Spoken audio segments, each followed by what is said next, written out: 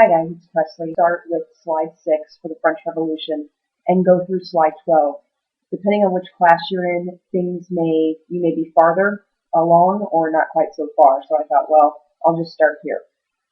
It's going to be kind of cut and dry, pretty rough, because I told you guys I'd have this up by 10 and it's already almost 9, and we're going to get moving. Alright, so causes of the French Revolution. There were lots of causes for the revolution. As you can see here, these are the kind of 5 big ones. The absolute monarchy. Most people hated Louis XVI and his wife Marie Antoinette because he was denying most people basic rights and a say in the government. The Enlightenment ideas had kind of led people to expect things. In fact, most of your Enlightenment thinkers of the time were really very critical of Louis and how archaic in the way he was ruling his country. You also have social inequalities. Since the Middle Ages, there had been 3 social classes called estates. The first estate was 0.05% of the population. We're talking a few thousand people total. And these people were the clergy. These are your members of the church, your priests, your bishops, your cardinals. They get 1 vote in government. The second estate is 1.5% of the population. And these were your titled nobilities, your dukes, your marquises, your barons, these guys, people who have titles. They also get a vote in the government. The last estate is the third estate. This is 98% of the population. This is everybody else. These are your farmers. These are your middle class traders. These are your merchants. These are your peasants. This is everybody who doesn't have a title or isn't part of the church. They get no say in the government. And because they get no say, the first and the second estates find it really easy to make sure that it's the third estate that pays all the taxes. So this leads to a lot of economic injustice. The third estate has the least amount of money, but yet they pay all the taxes. The first and second estate are able to escape paying any tax. With the Enlightenment going on, people are starting to question not having a say in government. And they start questioning why the first and the second estates are getting to escape paying taxes at a time when people are already very poor and having trouble making the taxes they're already paying. The last kind of cause of the French Revolution is seen in the English Glorious Revolution and the American Revolution for Independence, because both of these revolutions are going to show that change is possible, that you're not just stuck. You can change your government. The French Revolution is going to really get started over a famine. In 1789, you have a compromised crop of wheat, and at a time when, historically speaking, most people in the peasantry, in the lower class, that third estate, they're going to have meat on their table maybe once or twice a week. The vast majority of their diet is bread. And when you experience a famine that destroys the grain crops, well, people don't have anything to eat. It gets so bad, people are starving so much that they start grinding up bones and rock to make a powder to try and make bread out of. People are eating grass, trying to get some sort of calories into their system.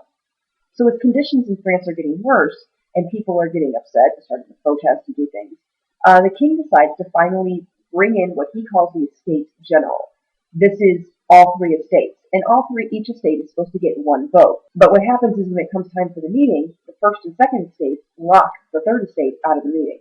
So the third estate goes across the street to a gymnasium, and that's what this painting is. It's actually a tennis court, pretty fancy looking tennis court, but that's what it is, it's a tennis court. And here, this is a painting representing the members of the third estate meeting and deciding that they are going to form their own representative government because they represent 98% of the population. And this agreement that they come to is called the Tennis Court Oath because the oath was made on the tennis court. They weren't real inventive with the name. This third estate, after the Tennis Court Oath, declares themselves the real government of France, and they call themselves the National Assembly.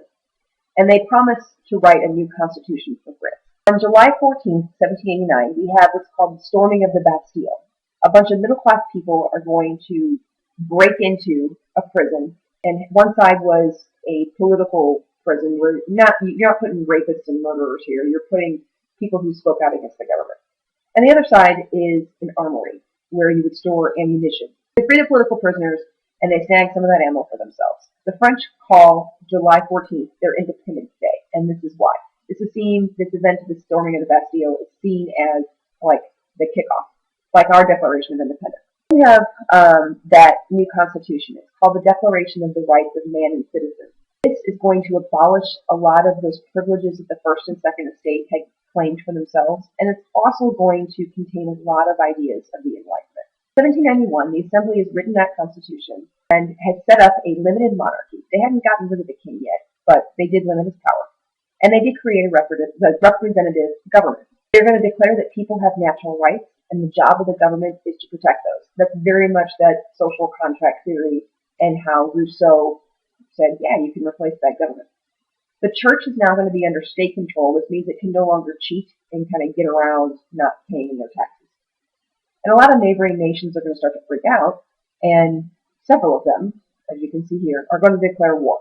So France, the French people, are dealing with both an internal revolutionary war and an external war against other nations. It's going to go very badly for France. And the next year, radicals are going to take control of the assembly, the monarchy, declare France a republic. Their big slogan is liberty, equality, fraternity, and you can see that. 1793 is when the king is executed. He is beheaded using a new invention called the guillotine, invented by a guy named Guillotine. That's why it's called that. He was a doctor. It was supposed to be a more humane way of killing people. During this reign of terror, there is a guy by the name of Maximilien Robespierre who's going to lead the revolutionary movement. 40,000 people are going to be killed by this guillotine. It is said that the streets of Paris run red with blood. So it doesn't take very long before they get rid of Robespierre. And in 1795, you have the start of a five-man council who's kind of leading as an oligarchy. But the problem is they're weak, they're very inefficient, unable to end the wars with other nations. And eventually, a very popular military general named Napoleon Bonaparte is going to take over the country in a coup. Prior to the Revolutionary War starting in France, Napoleon is just a low-level military officer. He gets more and more popular as he wins several victories against the British and the Austrians in this kind of external war. 1799, he and his brother stage a military coup d'etat. They used their connections in the military to take over the government with a military revolt. The people back him, and about 3 years later declares himself the Emperor of the French. And the people generally loved him because he brought about a lot of changes that the revolution was all about. Balancing and fixing the economy by controlling prices, supporting new industry, building roads and canals, which offers jobs, money in pockets.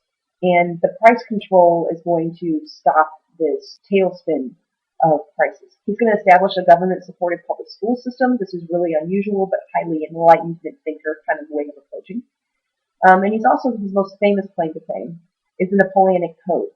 This is a series of legal codes that are going to include a lot of Enlightenment ideas, like people being equal before the law, regardless of where they're from or who their parents were or how rich they are.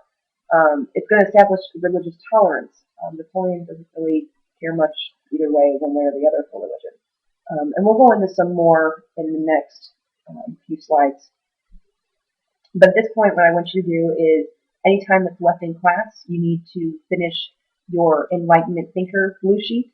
You need to finish that white sheet, that's the flow chart about the American Revolutionary response to the British Intolerable Acts versus the student response to that fake memo. And you also need to finish your test corrections. All of those, if you gave me this stuff, are sitting in the trays. If you need new copies of the memo or anything like that, it's on the second shelf of the black cart up by the